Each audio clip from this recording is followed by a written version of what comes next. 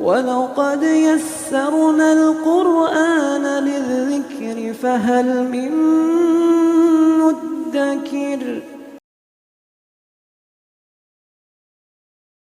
السلام علیکم ورحمۃ اللہ وبرکاتہ۔ الحمدللہ کفا وسلام علی عبادہ الذین اصطفیٰ، اما بعد۔ محترم ناظرین کرام، آسان درس قرآن کے اندر 14ویں پارے کا 14واں رکوع ہے، جس کے اندر سورہ نحل سورہ نمبر 16 کی 5 آیتیں 61 سے 65 تک۔ اعوذ باللہ من الشیطان الرجیم، بسم اللہ الرحمن الرحیم۔ وَلَوْ يُؤَاخِذُ اللَّهُ النَّاسَ بِظُلْمِهِمْ مَا تَرَكَ عَلَيْهَا مِن دَابَّةٍ وَلَكِنْ يُؤَخِّرُهُمْ إِلَىٰ أَجَلٍ مُّسَمًّى فَإِذَا جَاءَ أَجَلُهُمْ لَا يَسْتَأْخِرُونَ سَاعَةً وَلَا يَسْتَقْدِمُونَ۔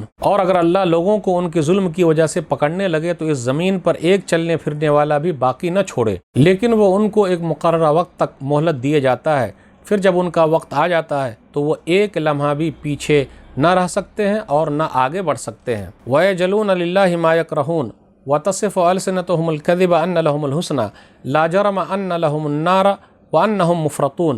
اور وہ اللہ کے لیے وہ چیز ٹھہراتے ہیں جو اپنے لیے ناپسند کرتے ہیں، اور ان کی زبانیں جھوٹ بکتی ہے کہ ان کے لیے قیامت کے دن بھلائی نجات ہوگی۔ بلا شبہ ان کے لیے دوزخ کی آگ ہے، اور وہ دوزخ میں سب سے آگے بھیجے جانے والے ہیں۔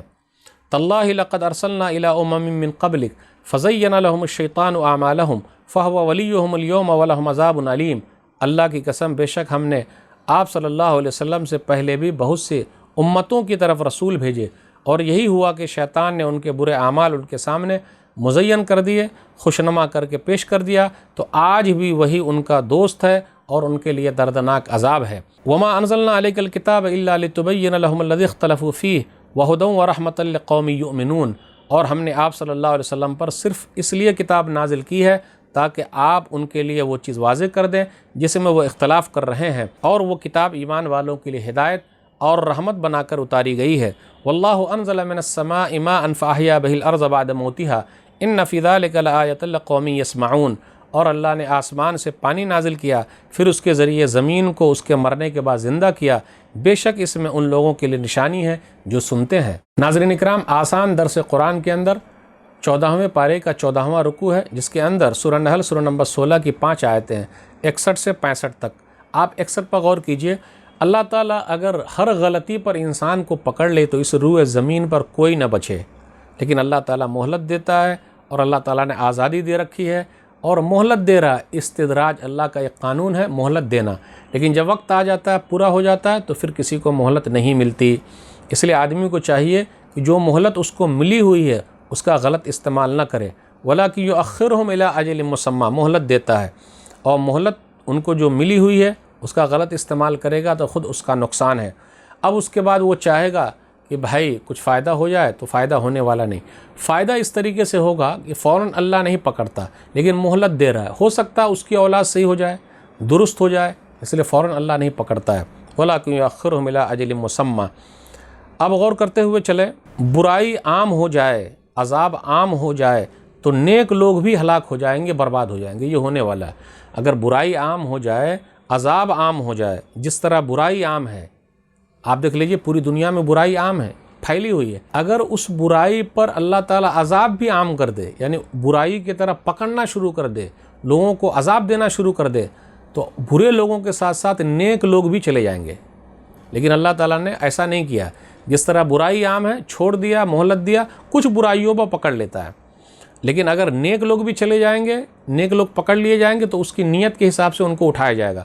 ایک حدیث کے اندر آیا، صحیح بخاری کتاب البیوع حدیث نمبر 2118، عائشہ رضی اللہ تعالیٰ عنہ کہتی ہیں، نبی صلی اللہ علیہ وسلم نے فرمایا، یغزو جیشن الکعبہ فاذا کانوا ببیداء من الارض یخسف باولہم وآخرہم، کہ ایک لشکر کا ذکر ہے، خانہ کعبہ کو ڈھانے کے لیے آئے گا تو بیدا مقام پر پکڑ لیا جائے گا، اس کے اول اور آخر سب کو ہلاک کر دیا جائے گا۔ وہ کہتی ہے، میں نے کہا یا رسول اللہ کیف یخسف باولہم وآخرہم وفیہم اسواقہم ومن لیس منہم، یہ کیسے ہوگا کہ اول آخر سب کو پکڑ لیا جائے، جبکہ کچھ لوگ ایسے ہوں گے کہ وہ مارکیٹ کے اندر ہوں گے اور وہ اس لشکر میں نہیں ہوں گے، تو کیسے ہوگا؟ سب کو پکڑ لیا گیا ہے۔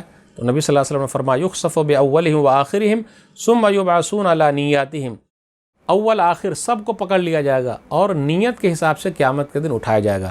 تو آپ دیکھ لیجئے گا، جب اللہ کا عذاب آتا ہے تو برے لوگوں کے ساتھ ساتھ اچھے لوگ بھی چلے جاتے ہیں، گیہوں کے ساتھ ساتھ گھن بھی پس جاتے ہیں۔ مطلب یہ ہے کہ گیہوں کو پیسنا ہوتا ہے لیکن گھن بھی پس جاتا ہے۔